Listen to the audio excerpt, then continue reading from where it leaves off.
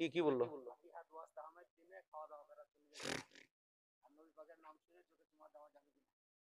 বাবজি আমার দুটো মশলা জিজ্ঞাসা করেছেন, এই দুটো বলে আমি বক্তব্য শেষ করে দেবো। তবে আমার একটা কায়দা কানুন শুনেলেন, যেটা আমি রুলস আছে যে আমি নিজের ফাতোয়া কিছু দেব না। যে কিতাবে আমি পড়েছি ওই কিতাবে জায়েজ আছে না নাজেজ আছে আপনাকে বলে চলে যাব। যদি আপনার ফাতোয়া লাগাতে হয় তো যারা কিতাব লিখেছেন তাদের উপরে লাগান, আমার উপরে ফাতোয়া লাগার কোনো সুযোগ নাই। কথা বুঝতে পারছেন বাবা? একটা লোক একটা চিঠি লিখলো, চিঠিতে আপনাকে খুব গালি দিল, তা আমাকে বললো কোথায় যাবেন? ডোমকুল যাব। ডোমকুলের মুরব্বী বাবজিকে চিঠিটা দিয়ে দিয়ে, আর পরে চিঠি খোলা যাবে না, এটা শরীয়তের ফয়সালা। চিঠিটা নিয়ে এসে আপনাকে আমি দিয়ে দিলাম, দেখছেন চিঠিটা মা তুলে বোন তুলে গালি দিয়েছি, তো আপনি আমাকে গালি দিবেন? হ্যাঁ, আমার কোনো দোষ আছে কি? যে চিঠি পাঠালো তার দোষ না? তো মুহাদ্দিস ফুকাহায়ে কেরাম নিজের কিতাবে যেটা লিখে দিয়েছে সেটা আপনার সামনে পেশ করব। আপনার যদি মনে হয় যে ভুল লিখেছেন, মুহাদ্দিসে যদি আপনি ভুল দেখেন, আপনি যদি বহুত বড় তুররাম খা থাকেন, তো মুহাদ্দিসদেরকে গালি দিয়েন, আমাকে গালি দিয়ে কোনো ফায়দা নেই। তো বাবজি জিজ্ঞাসা করলেন যে নবী পাকের জন্মের দিনে মানুষের জন্য খাওয়া দাওয়ার ব্যবস্থা করা এটা জায়েজ না নাজায়েজ? যারা নাজায়েজ বলে তারাকে আমি মূর্খ মনে করি, তারাকে আলিম মনে করি।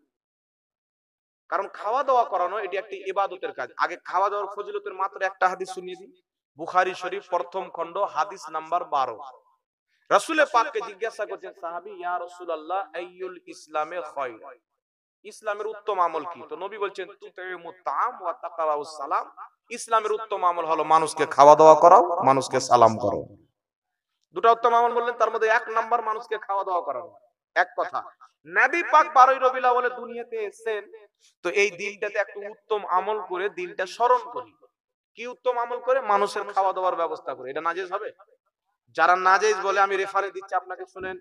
কিতাবটির নাম হচ্ছে মুসনাদে বাজ্জার, হাদিসের কিতাব। সেই কিতাবের মধ্যে হাদিস, আল মুসান্নাফে আব্দুর রাজ্জাকের মধ্যে হাদিস, মাজমাউজ জাওয়াইদের মধ্যে হাদিস, তাহজিবুত তাহজিবের মধ্যে হাদিস। হাদিসটি সহিহ সনদও আছে, হাদিসটি যঈফ সনদও আছে। সহিহ সনদও আছে, যঈফ সনদও আছে। হাদিসটি কি? আমার আপনার নবী সাল্লাল্লাহু আলাইহি সাল্লাম নবী হয়েছেন আদমের সৃষ্টির পূর্বে। যে হাদিস আপনাদেরকে শুনালাম, মনে আছে তো? কিন্তু নবী হওয়ার এলান করেছেন 40 বছর পর। নবীর হওয়ার এলান করেছেন 40 বছর পর। 40 বছর পর আল্লাহর হুকুম হলো নবী নবুয়তের এলান করলেন। নবুয়তের এলান করার পর আমার আপনার নবী সাহাবাকে একত্রিত করে একটা ছাগল জবাই করলেন। ছাগল জবাই করে সাহাবাকে খাওয়ালেন। ইমাম জালালউদ্দিন সিউতি নিজের কিতাব হুসনুল মাকসাদ ফি আমালিল মাউলিদের মধ্যে লিখেছেন। তিনার আরেকটি কিতাব আল হাবিলিল ফাতাওয়ার দ্বিতীয় খণ্ড আপনার 233 পৃষ্ঠার মধ্যে লিখতেছেন। কি লিখতেছেন? নবী পাক সাল্লাল্লাহু আলাইহি সাল্লাম যে ছাগলটা জবাই করেছিলেন, সাহাবাকে জমা করেছিলেন, নিজের জন্মদিনকে কেন্দ্র করে জমা করেছিলেন, আর ছাগল জবাই করে খাইয়েছিলেন। আল্লাহর নবী সাহাবীদেরকে ছাগলের মাংস খাইয়ে নিজের জন্মদিন পালন করেছেন। হাদিস দ্বারা প্রমাণিত। এটা বক্তব্য ইমাম সিউতি, যাকে সবাই মানে আমার ঘরের আলিম নয়, কমবে 550 বছরের মুহাদ্দিস, লাখ লাখ হাদিসের হাফিজ, কম করে 500 কিতাবের রাইটার কমবেশ, এত বড় একজন মুহাদ্দিস। তারপরে চলে আসেন ইমাম ইবনে হাজার মক্কি রাহমাতুল্লাহ আলাইহি নিজের কিতাব ফাতাওয়া হাদিসিয়া, বেইরুত লেবাননের ছাপ, ফাতাওয়া হাদিসিয়ার মধ্যে লিখতেছেন নবী মুস্তাফার জন্মের দিনকে কেন্দ্র করে, মিলাদকে কেন্দ্র করে মানুষজনকে জমা করা, জিক্র আজকারের মাহফিল করা, কুরআন হাদিসের মাহফিল করা, বয়ান করা, মানুষের জন্য খাবারের ব্যবস্থা করা, দান সাদকা করা, কুরআন তেলাওয়াত করা, এই ভালো কাজের মাধ্যমে নবীর মিলাদ পালন করা। তিনি বলছেন মুস্তাহাব সওয়াবের কাজ যারা করবে তারা নেকি পাবে। বিশ্ববিখ্যাত ইমাম জালালউদ্দিন সিউতি রাহমাতুল্লাহ আলাইহি আল হাবিলিল ফাতাওয়া দ্বিতীয় খণ্ড 230 নম্বর পৃষ্ঠার মধ্যে লিখতেছেন নবীর মিলাদকে কেন্দ্র করে, নবীর জন্মদিনকে কেন্দ্র করে মানুষকে জমা করে খাওয়া দাওয়ার ব্যবস্থা করা, এটা হচ্ছে সওয়াবের কাজ। বিশ্ববিখ্যাত ইমাম, যিনার নাম হচ্ছে ইমাম সালেহ সামি রাহমাতুল্লাহ আলাইহি, নিজের কিতাব সুবুলুল হুদা ওয়া রশাদের মধ্যে লিখতেছেন নবীর জন্মদিনকে কেন্দ্র করে মানুষকে জমা করে তার জন্য খাওয়া দাওয়ার ব্যবস্থা করা, এটা হচ্ছে সওয়াবের কাজ। জগৎ বিখ্যাত ইমামুল্লাহ আলী কারি, 2.5 লক্ষ হাদিসের হাফিজ, মক্কা মদিনার যিনি ইমাম ছিলেন, তিনি নিজের কিতাব মাওরিদুর রাবি ফি মাউলিদিন নবীর মধ্যে লিখতেছেন মানুষজনকে নবীর মিলাদের দিন জমা করা, খাওয়া দাওয়ার ব্যবস্থা করা, জিক্র আজকারের আপনার ব্যবস্থার মাহফিল করা, দুরূদ শরীফ পাঠ করা, কোরআন তেলাওয়াত করা, দান সাদকা করা, এই সম্পূর্ণ কাজ ভালো কাজের অন্তর্ভুক্ত। যারা করবে আল্লাহ তাদেরকে সওয়াব দান করবে। জোরে বলেন সুবহানাল্লাহ। শাহ ওয়ালিউল্লাহ মুহাদ্দিস দেহলভী রাহমাতুল্লাহ আলাইহি নিজের কিতাব ফাইজুল হারমানের মধ্যে লিখতেছে, মক্কা মদিনাতে আমি দেখেছি ওখানকার মাশায়েখগণ, ওখানকার ইমামগণ, ওখানকার বড় বড় মুহাদ্দিসগণ নবী মুস্তাফার মিলাদের দিনে মিছিল বের করে র্যালি করে। নবী মুস্তাফা যেই ঘরে জন্মগ্রহণ করেছেন সেই ঘরের পাশে মাহফিল করে, মানুষের খাওয়া দাওয়ার ব্যবস্থা করে। এই সমস্ত কাজ মক্কা মদিনা থেকে স্টার্ট হয়েছে, সারা পৃথিবীতে প্রচার হয়েছে। জোরে বলেন সুবহানাল্লাহ। তাই মক্কা মদিনার মাটিতে কমবেশ 800 বছর, আপনার 700-800 বছর পর্যন্ত নবী মুস্তাফার মিলাদ পালন হয়েছে মক্কার মাটিতে, মদিনার মাটিতে। বড় বড় মুহাক্কিক, বড় বড় মুহাদ্দিস তারা মক্কা মদিনার মাটিতে মিছিল বের করেছেন। এই জন্য বিরাদরি ইসলাম আহলে সুন্নাত ওয়াল জামাতের নিকটে ইসলামে নবীর জন্মদিনকে কেন্দ্র করে ভালো কাজ করা, মানুষের জন্য খাবারের ব্যবস্থা করা, এটা 100% যায়, বরং সওয়াবের কাজ। জোরে বলেন সুবহানাল্লাহ। কথা বুঝতে পেরেছেন কি করেন না বাবা? নবীর জন্মদিন কে বলছে নবীর জন্মদিন আমি রোজা রেখে পালন করব, নবী রোজা রেখেও পালন করব, খাওয়া দাওয়ার ব্যবস্থা করে পালন করব, নবী পাক ওটাও করেছেন। হাদিস শুনালাম, মুসনাদে বাজ্জারের হাদিস, ইমামদের ফতোয়া আপনাদেরকে শুনিয়ে দিলাম, এতগুলো হাওয়ালা দিলাম। কেউ যদি নাজায়েজ বলে তাকে বলবেন একটা হাওয়ালা দাও। আর একটা কথা শুনিয়ে দিই বাবা, মুহাদ্দিস মুসলিম শরীফের হাদিস শুনেন, রাসূল পাক বলছেন মান রাআনি ফিল মানাম ফাকাদ রাআল হক, যেই ব্যক্তি স্বপ্নে আমাকে দেখলো সে আমাকেই দেখলো, সত্য দেখলো, আমার স্বপ্ন মিথ্যা হবে না। এখন শাহ ওয়ালিউল্লাহ মুহাদ্দিস দেহলভী নিজের কিতাব ফাইজুল হারমানের মধ্যে লিখতেছেন, কি লিখতেছেন, উনার বাপ প্রত্যেক বছর নবীর মিলাদ পালন করতেন। একদিন ভুলে গেছে, যেই দিন নবীর জন্মের তারিখ 12ই রবিউল আউয়াল, সেই দিন হঠাৎ করে মনে পড়েছেন আজকে তো নবীর জন্মের দিন। শাহ ওয়ালিউল্লাহ মুহাদ্দিস দেহলভী বলেন বাড়িতে কিছু নাই, তখন তো বাবা হাহাকারের টাইম ছিল, এখন তো সবারই বাড়িতে খাবার আছে।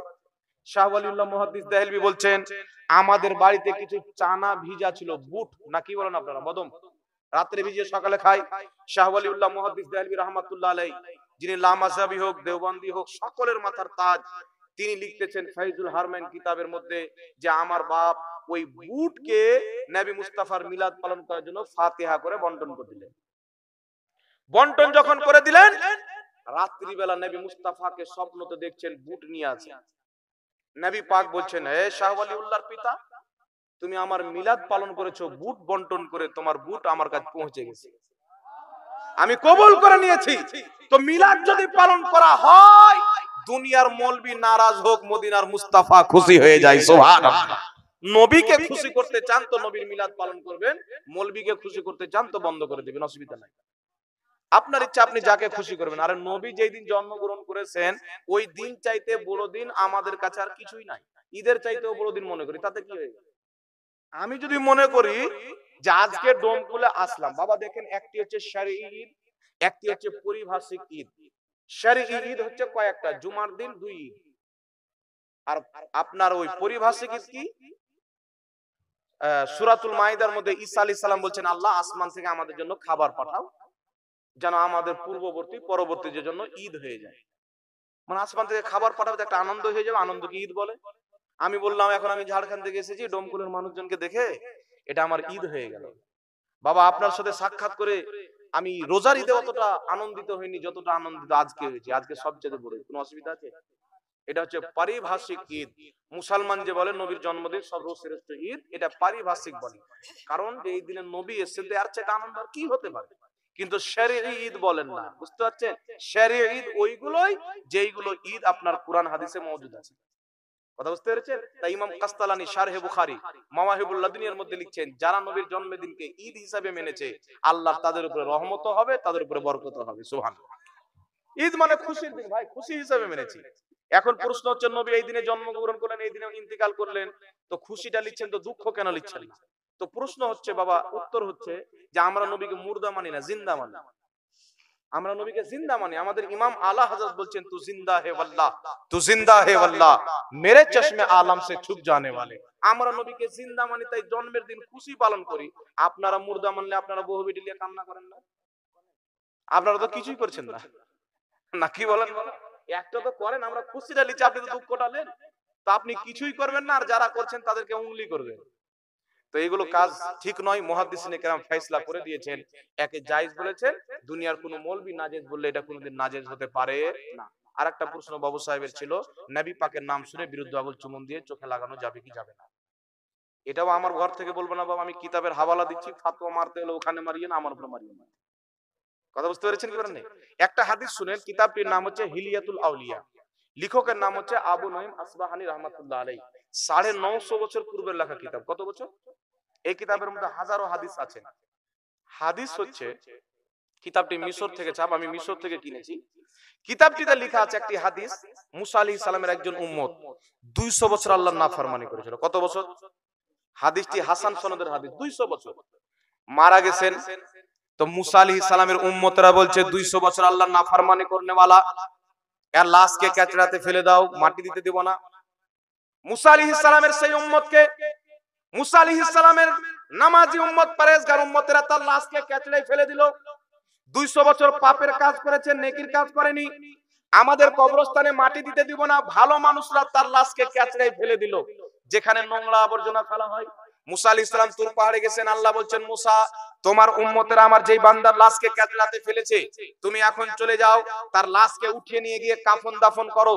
মুসা আলাইহিস সালাম বলছেন, আল্লাহ আমি যদি কাফন দাফন করি, আমার উম্মতেরা বলছে যে সে 200 বছর তোমার নাফরমানি করেছে, তারা সাক্ষী দিচ্ছে, তো আমাকে তো বলবে এত গুনহেগার, এত পাপীর কাফন দাফন কেন করছে? আল্লাহ আমি কি উত্তর দিব? আল্লাহ বলছেন, মুসা আমি আল্লাহ যা জানি পৃথিবীর কেউ তা জানে না। আমি তোমার প্রতি যে কিতাব নাজিল করেছি কুরআনুল তাওরীত শরীফ, এই তাওরীতের মধ্যে আমি আমার হাবিবের নামকে মেনশন করেছি। সে তাওরীত শরীফ পাঠ করত, যখন আমার হাবিবের নাম মুহাম্মদ সাল্লাল্লাহু আলাইহি সাল্লাম নামটিকে যখন পাঠ করত, জাফারা ইবহামাই, নিজের দুই চোখে দুই বিরুদ্ধ আঙ্গুলকে আপনার চুমুন দিত, ওয়া মাসাহা আলা আইনাইহি, নিজের দুই চোখে মাসা করত। আল্লাহ বলছেন, মুসা আমার নবীর নামকে চুমুন দিয়ে চোখে লাগানোর কারণে আমি আল্লাহ তার 200 বছরের গুনাহ মাফ করে জান্নাতি বানিয়ে দিয়েছি। আর একটু জোরে হবে না সুবহানাল্লাহ? এই কারণে আরেকটি হাদিস শুনলেন, কিতাবটির নাম হচ্ছে মুসনাদুল ফিরদৌস। মুসনাদুল ফিরদৌসের মধ্যে হাদিস, কিতাবটির নাম হচ্ছে মাকাসিদুল হাসানা। মাকাসিদুল হাসানার মধ্যে ইমাম সাকাবী হাদিসটি উল্লেখ করেছেন। হযরতে বেলাল উপস্থিত আযান দিচ্ছেন, হযরতে আবু বকর সিদ্দিক উপস্থিত আছেন। হযরতে বেলাল বলছেন, আশহাদু আন্না মুহাম্মাদুর রাসূলুল্লাহ। হযরতে আবু বকর বিরুদ্ধ আঙুল চুমুন দিয়ে চোখে লাগাচ্ছেন। আযান যখন কমপ্লিট হয়ে গেল, রাসূল পাক বলছেন, যেই কাজ আমার হাবিব আবু বকর সিদ্দিক করেছেন, যেই উম্মত আমার এই কাজ করবে, ইল্লাতুল্লাহু শাফাআতি, আমার শাফাআত তার জন্য বৈধ হয়ে যাবে। জোরে বলেন সুবহানাল্লাহ। তার কারণে জগৎ বিখ্যাত ইমাম মোল্লা আলী কারি এই হাদিস, আবু বকর সিদ্দিকের হাদিসকে নিজের কিতাব আসরারুল মারফুর মধ্যে উল্লেখ করে বলতেছেন, এই হাদিস যেহেতু, এই আমল যেহেতু আবু বকর সিদ্দিক প্রথম খলিফা থেকে প্রমাণিত, আমল করার জন্য এতটুকুই যথেষ্ট। এই হাদিস থেকে এই মোল্লা আলী কারির বক্তব্যকে ইমাম আজলুনি রাহমাতুল্লাহ আলাইহি কাশফুল খাফার মধ্যে উল্লেখ করে সমর্থন করেছেন। ইমাম মোল্লা আলী, ইমাম আজলুনি বলেছেন এই হাদিসের উপরে আমল করা যাবে। তার কারণে ইমাম মোল্লা আলী কারি হানাফি মাযহাবের ইমাম, 2.5 লক্ষ হাদিসের হাফিজ, মক্কা মদিনার ইমাম, তিনি নিজের কিতাব শারহে নুকায়ের মধ্যে লিখছেন, নবীর নাম শুনে যারা বিরুদ্ধ আঙুল চুমুন দিবে, চোখে মাসা করবে, তাদেরকে আল্লাহ সওয়াব দান করবে।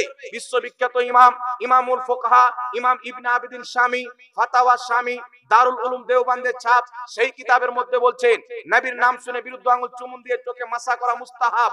হানাফি মাযহাবের কিতাব মারাকিল ফারার মধ্যে লেখা আছে, নবীর নাম শুনে বিরুদ্ধ আঙুল চুমুন দিয়ে চোখে মাসা করা মুস্তাহাব কাজ। তাফসিরে জালালাইন, ইন্নাল্লাহা ওয়া মালাইকাতাহু ইউসাল্লুনা আলান নবী ইয়া আইয়ুহাল্লাযীনা আমানু সাল্লু আলাইহি ওয়া সাল্লিমু তাসলিমা।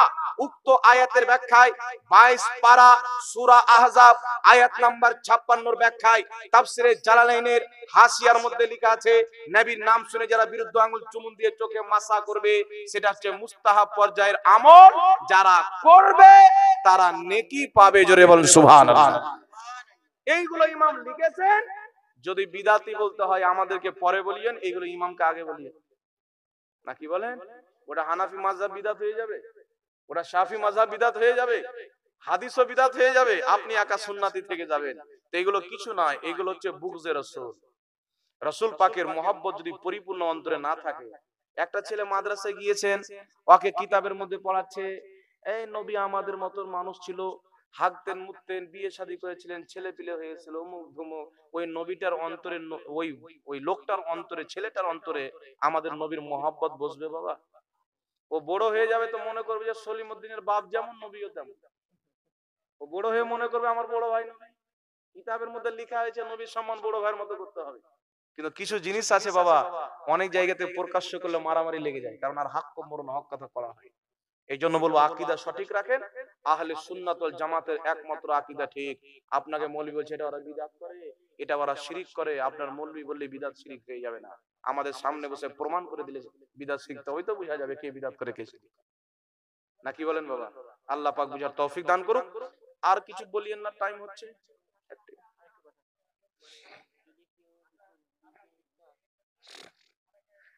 আজানের আগে নবীকে সালাম দিয়ে আজান শুরু করে, গান বলে করে?